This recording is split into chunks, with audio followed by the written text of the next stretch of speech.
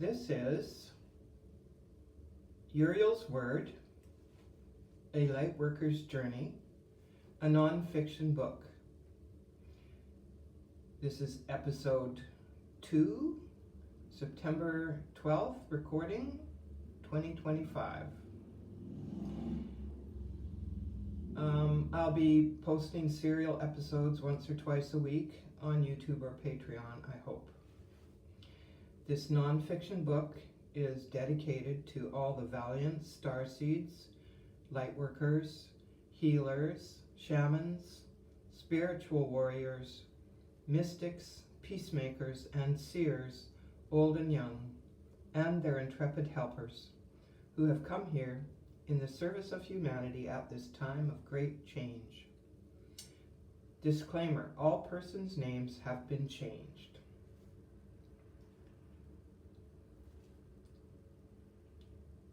From the foreword. Enduring the absurd. Such a dignity can come to us, enduring the absurd with forbearance and humor. Elegant becomes the countenance of one who exemplifies patience. Hafiz. Quote from page 148 of A Year with Hafiz by Daniel Ladinsky. I'm going to pick up where I left off on September 11th because I was interrupted. And it's chapter 3, Divination and Channeling. I got down to talking about dreams. You can diagnose ailments and get advice about treatments, not pharmaceuticals.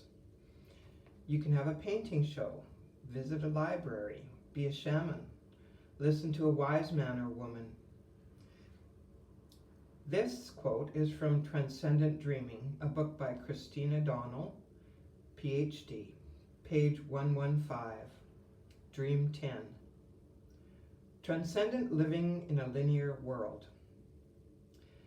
Both of these dream experiences exemplify the many capabilities that unfold when transcendent perceptions awaken human potential, including prophecy, clairvoyance, stepping out of time, non-locality, materialization, and handling the results of such experiences in linear reality.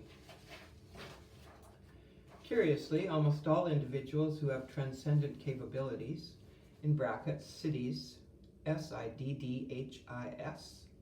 cannot control them at will. This is the beauty of uniting with a force greater than your will.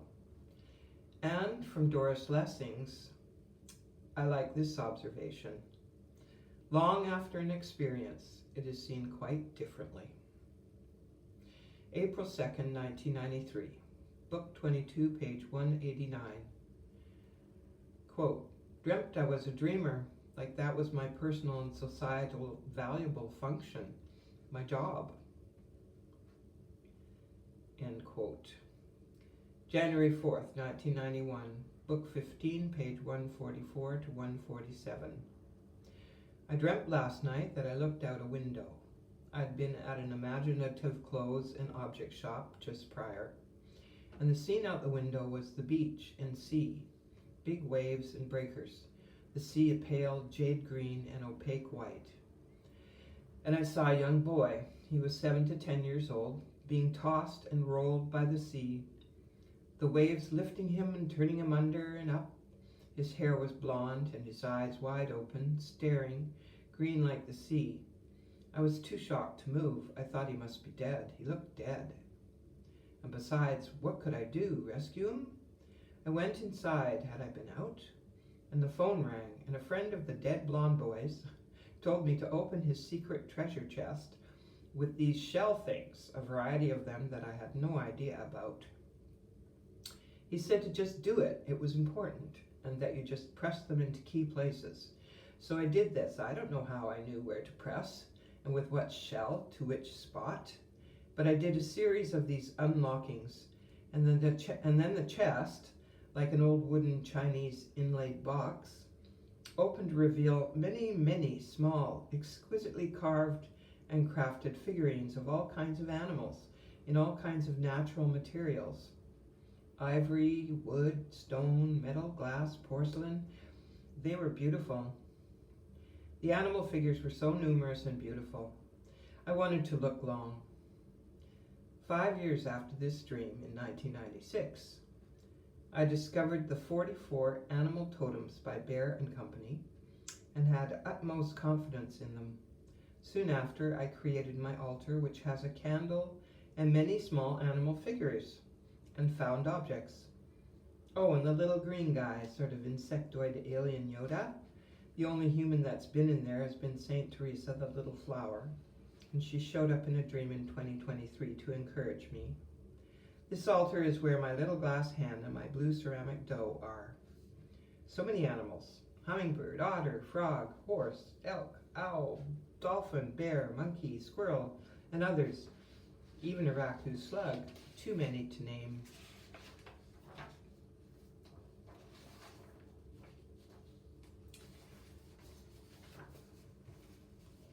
Chapter 4, Dream of Angels.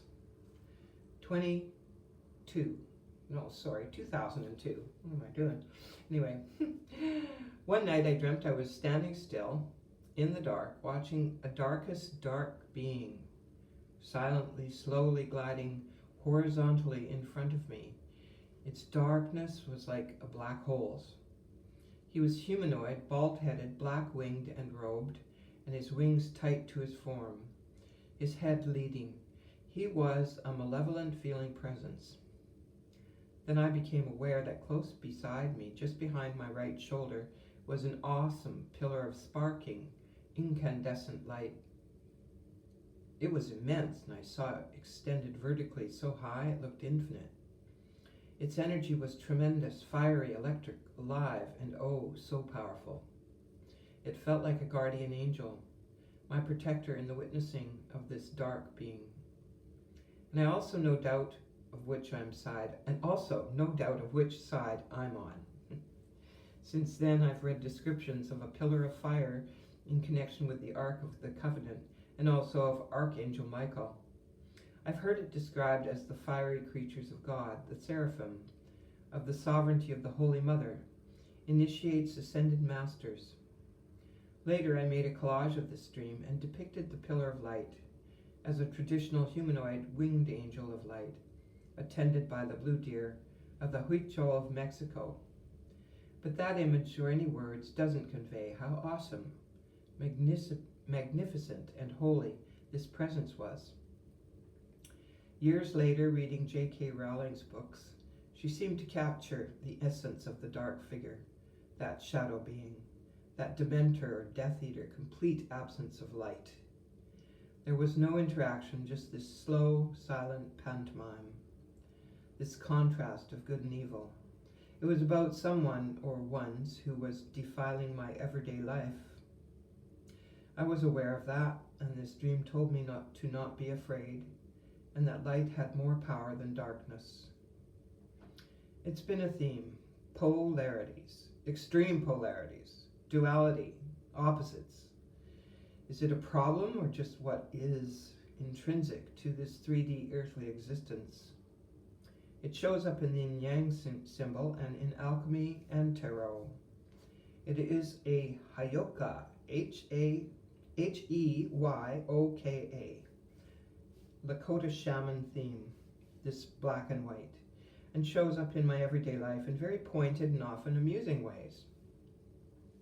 Humor is a saving grace of Heyoka medicine, a sacred quality. It is the holy fool, the sacred clown, the court jester. It deals with the opposites. 1980. In a peyote vision, my mate sitting in front of me turned into a smiling, white, angelic being, such a lovely being. Then he morphed into a red, demonic, grimacing being. Both were very convincingly real, truly a vision of human good and evil, a la Dr. Jekyll and Mr. Hyde. I think this vision was telling it like it was about that person, who I did not know all that well yet. Turned out to be true, anyways. 1984, we moved to a house in a broad, flat, verdant valley at the lee of Mount Benson. also called Mount Wakasiah, a beautiful spot for a painter such as I. Summer green, acrylic on canvas, captures its essence, so peaceful.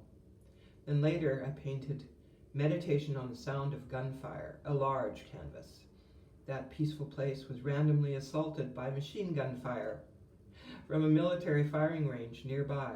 It echoed and reverberated around the valley very loudly, at any hour of the night or day. I tried to imagine the sound as a waterfall, but it was the sound of war. A solo painting show I had in the local college upper gallery had featured in the lower gallery a nationwide show of kids' heartbreaking drawings from war-torn El Salvador. The contrast of peace and war was just so pointed.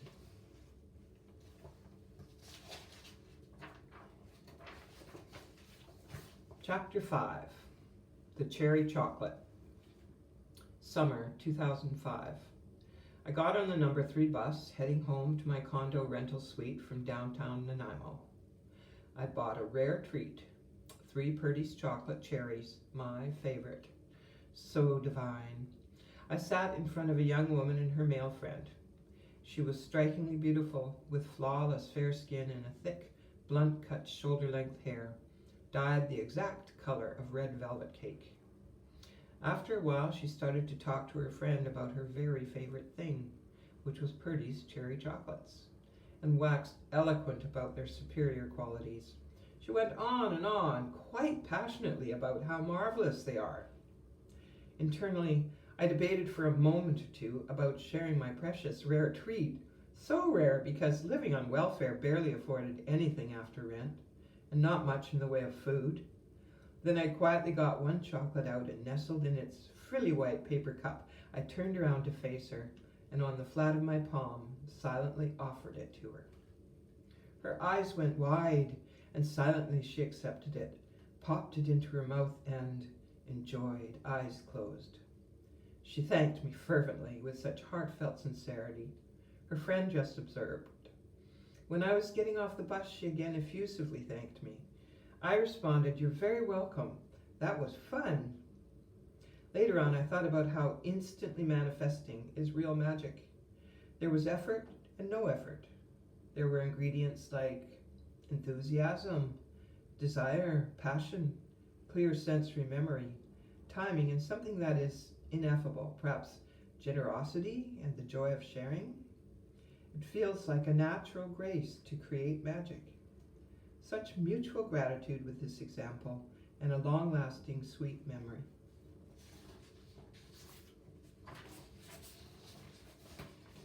Chapter 6, Circles. Rainbows and auras, dancing, drumming, chanting, singing, meditating, talking, sharing, support. There are moments when I've been in a circle with others chanting Om, A-U-M, as 3 syllables, where I felt we almost lifted off. The harmony did that, and the good acoustics of a big space helped. About 20 of us, and all variety of voices. One guy sounded like a large bumblebee. One lady sounded like a little kitten. Fatha and I sat opposite each other and sounded like French horns. There are hours where I have been egg shaking in the drum circle, keeping soft rhythm with all the other drummers and musicians, and bliss was the communal feeling. The drumming circle was interactive with passers-by and those who gathered round.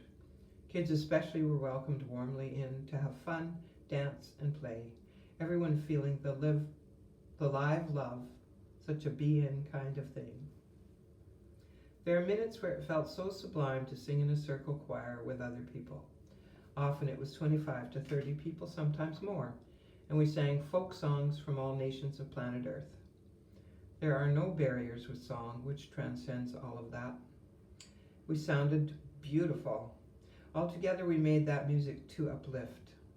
The old Scott and Brit ladies who ran the wee thrift store in the rector's ex-cellar space of this old church had a wonderful free concert every Thursday. They just loved hearing those 2 hours of live singing. They mostly refused payment for goods because I was in that choir. dancing, pure joy, like Snoopy. I danced a lot to music by myself and danced at African drumming venues and events. 2012, a friend, Virginia, drove us out to Jack Point, south of Nanaimo. We'd met and become friends in 1999 when we were neighbors. Both of us were still were single mothers with kids. We had a love of photography and she took a photo of me seated on a rock at the far tip of Jack Point Peninsula that day. She was treating me to an outing to try to comfort me, as I was feeling so devastated after it had become obvious that an ex-Navy guy was just another con man user, or worse. The photo she took from film, digital cameras were not usual back then. She then made an 8x10 framed copy for me, because what showed up was so unusual. It looks like a rainbow light beam emanating a bubble aura around me with a bright red, yellow, green, bird-shaped light shooting off from two other small orbs of blue and purple, all overlaid across me. She titled it Commanding the Rainbow. 10 years later, I saw a YouTube interview with Daryl Stokes and his extensive collection of photos showing just such unusual phenomena, a whole range, and some were very similar to what showed up in Virginia's photo. Rainbows have shown up for me a lot, especially during the toughest times in my life. I will continue in the next episode with Chapter 7. I'm going to repeat the disclaimer that all names have been changed. All the names of all people have been changed, with a few exceptions that aren't crucial.